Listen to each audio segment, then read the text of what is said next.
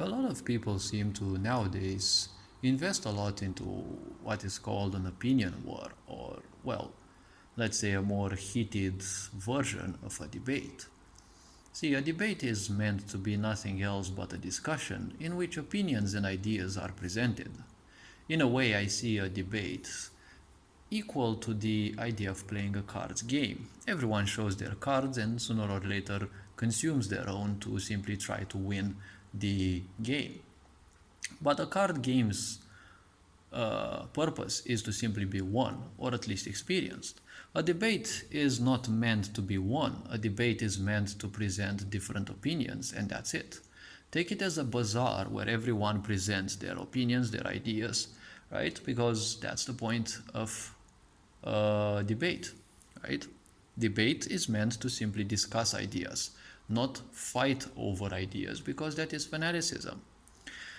When you are a fanatic over something, anything, any sort of communication or discussion is simply irrelevant because the person wouldn't simply ever allow anything else but their idea, right?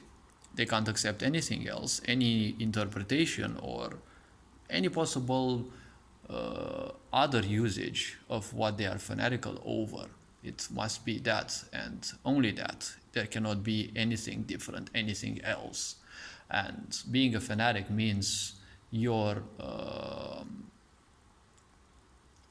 even capable of killing for that idea, right? Because many people say, I will die for these ideas, but dying for something is a perfect synonym of killing for something. A lot of people may not simply know. A debate is meant to be nothing else than like a bazaar, right? A trade bazaar where people just pop up and show their own ideas. And that's kind of it.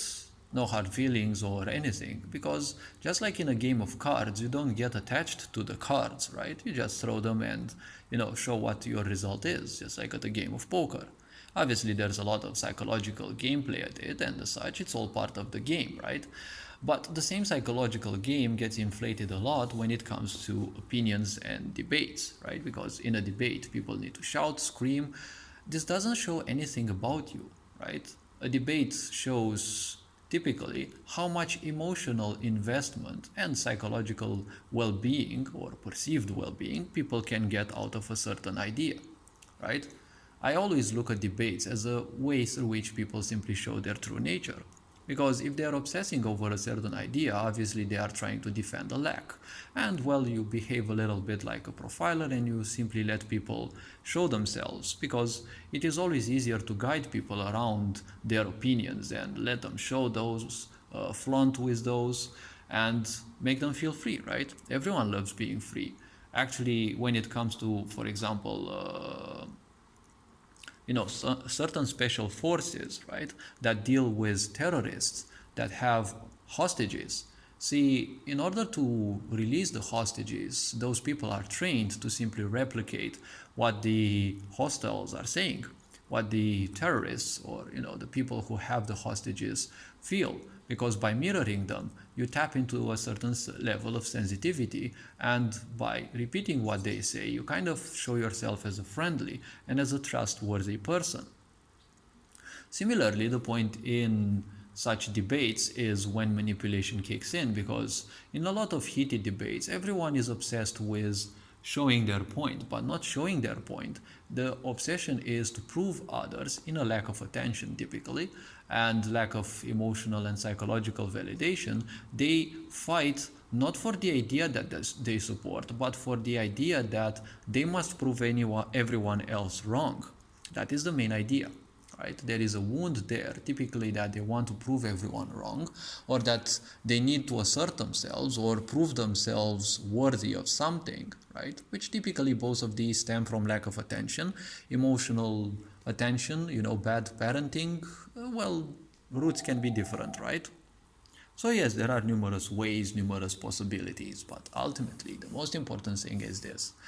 It takes a lot of courage, especially apparently Well, it always was needed, but nowadays the idea of shaming and guilting people is far more proficient nowadays because there are social medias and a lot of people end up obsessing with the so-called reputation that they think they have. See, a reputation is nothing else but a bitch shield in a way, as I call it. It's well, I don't want to discuss much about that, but reputation simply doesn't mean much unless you're a successful person. If you're just anything else than a successful person, it is a way of identifying yourself as something because your life doesn't have any or much extra meaning, right? It doesn't have any meaning or it doesn't have too much meaning outside of this bit of meaning that you call now as your, a reputation. See, reputation is typically something that successful people get and they are praised for it typically after they die. So I'm not sure why most people would necessarily want a reputation unless they have, again, a certain lack of attention. So when a heated debate occurs, typically this means nothing else. They are frantically defending this idea of an ego or whatever they call like that. They're technically creating a tool which they start simplifying their life for, right? They become, let's say, simps of that idea because they create this idea of ego, right? It's never one's fault, and the ego is the best thing. It is always that thing which you can easily put the blame on because, since it doesn't exist, or, well, you can say it is a certain personality adjustment that you do in order to present a certain thing, or to present something, or to act in a certain way in order to, well, convince people, or, well, win a certain debate, or only present your points of view in a certain debate. See, it is easy to point the blame on something else. That's why a lot of people use this so-called ego.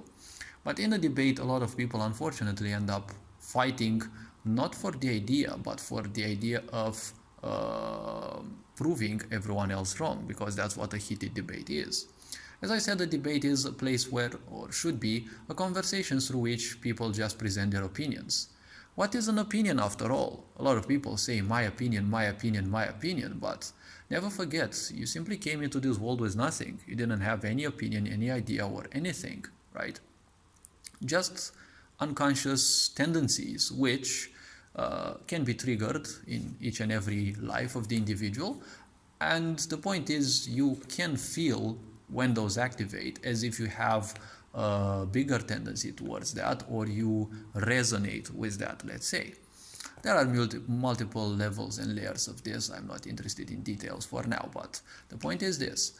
Your opinion is most likely nothing else, and in all cases your opinion is nothing else than a result of data usage.